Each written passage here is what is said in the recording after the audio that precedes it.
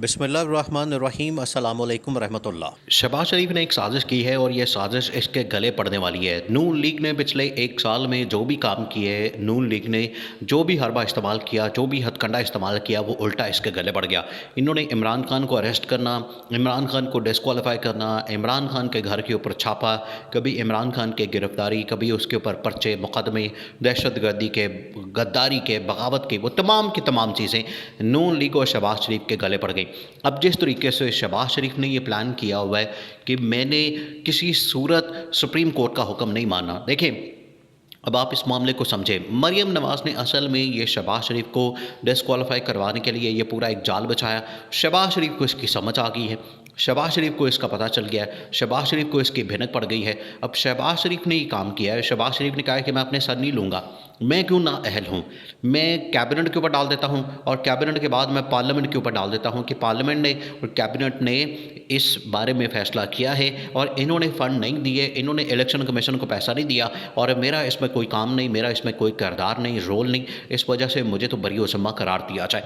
अब ये वाला जो काम है, ये शहबाज शरीफ के गले पड़ना है, क्योंकि कैबिनेट और पार्लियामेंट के अंदर भी जो लीडर ऑफ द हाउस होता है वो वज़ीर आज़म होता है और वो शहबाज शरीफ है। कैबिनेट का भी इसी तरह से जो सरबरा होता है वो वज़ीर आज़म होता है और वो शहबाज शरीफ है। दोनों सूरतों में शहबाज शरीफ ने रगड़े जाना है और दोनों सूरतों में शहबाज शरीफ की शामत आ जानी है और सुप्रीम कोर्ट ने किसी सूरत इस बात को नहीं बख्शना। देखिए, इस्टेब्लिशमेंट ने भी इस बारे में बड़ा क्लियरली बता दिया था। अब ये मामला आउट ऑफ कंट्रोल हो रहा है। देखें, आप इस बात को समझें, इस टाइम पाकिस्तान के अंदर जो हालात पैदा हो चुके हैं, जो क्राइसिस आ चुका है, जो इस टाइम बहरान है, मुल्क इस टाइम सख्त तरीन हालात की तरफ जा रहा है और मुल्क के अंदर बहरान पे बहरान और चीज़ें आउट ऑफ कंट्रोल हो रही हैं। इसी वजह से इस्टेब्लिशमेंट ने, जनरल आसिम मुनीर ने तमाम की तमाम मिलिट्री टॉप कमांड के साथ बातचीत की है, डिस्कशन की है, अहम तरीन मुलाकातें की है और उनके अंदर इस चीज़ को डिस्कस किया है कि पाकिस्तान में किस तरीके से इस बहरान से निकला जाए, पाकिस्तान को किस तरीके से इससे निकाला जाए और उसके लिए बड़ी वाज़ेह तौर पर ऑप्शन और ये पावर, इख्तियार, अथॉरिटी जनरल आसिम मुनीर को दे दी है कि अगर पाकिस्तान के अंदर चीज़ें आउट ऑफ कंट्रोल होती हैं और बिल्कुल ही हालात बाहर निकल जाते हैं, हाथ से निकल जाते हैं, तो आपने फ़ौरन कंट्रोल संभाल लेना है इस्लामाबाद का और वज़ीर आज़म हाउस का और आपने मुल्क का कंट्रोल संभाल लेना है, क्योंकि इसके बगैर हमारे पास कोई चारा नहीं, हमारे पास कोई ऑप्शन नहीं। आप इस बात से अंदाज़ा करें कि पाकिस्तान के अंदर इस टाइम जो हालात हो चुके हैं, मईशत आपकी बिल्कुल तबाह बर्बाद हो गई है। पाकिस्तान के अंदर जो इस टाइम सिचुएशन है वो बड़ी बदतरीन हो चुकी है। सियासत मुज़ाकरात के लिए इसी वजह से इमरान खान को बार बार कहा जा रहा है और इमरान खान के पास जाने के लिए इस टाइम पूरी की पूरी हुकूमत तैयार हो गई है। पूरी नून लीग तैयार है कि हम इमरान खान के पास जाके बातचीत करने को तैयार हैं, क्योंकि पीछे से डंडा आया, पीछे से इतना सख्त ऑर्डर आया और एनएसए की मीटिंग के अंदर इस्टेब्लिशमेंट ने इस हुकूमत को एंडोर्स करने से साफ इनकार कर दिया और इस तरह का एलामिया जारी किया जिसके अंदर किसी को कुछ पता ही ना चले कि हम हुकूमत के साथ हैं या नहीं है। और सुप्रीम कोर्ट के ऊपर जो इन लोगों ने हमला करवाना चाहा इस्टेब्लिशमेंट के ज़रिए से, वो भी नाकाम हुआ। अब ये अथॉरिटी, ये पावर, ये इख्तियार जनरल आसिम मुनीर को उन लोगों ने दे दिया है, मिलिट्री टॉप कमांड ने, कि आपके पास जब भी इस तरह की इन्फॉर्मेशन पहुंचे कि इन लोगों ने पाकिस्तान को बिल्कुल आउट ऑफ कंट्रोल कर दिया है, हालांकि हालात उस लेवल पे पहुंच चुके हैं, हालात उस तरफ जा चुके हैं ऑलरेडी। पाकिस्तान के अंदर इतनी तबाही बर्बादी और जिस तरीके से इन्होंने मैशत को तबाह बर्बाद किया, मामला तो उस तरफ चले गए हैं। जनरल आसिम मुनीर सिर्फ आखिरी कॉल का इंतज़ार कर रहे हैं और वो है कि इन्होंने सुप्रीम कोर्ट के फ़ैसले के मुतल्लिक क्या फ़ैसला करना है। सुप्रीम कोर्ट, देखें, अब ये फ़ैसला असल में सुप्रीम कोर्ट से ही निकलना है।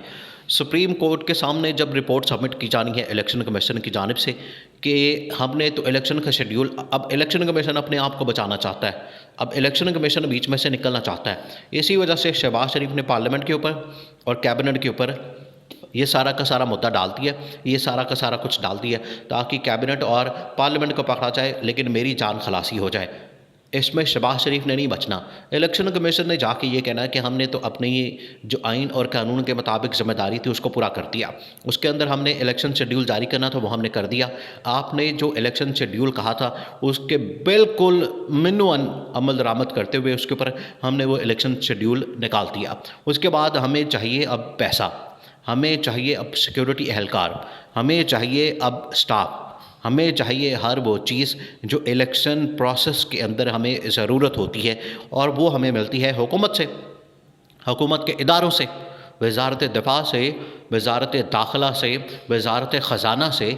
यहाँ से हमें ये सारी चीज़ें मिलती हैं।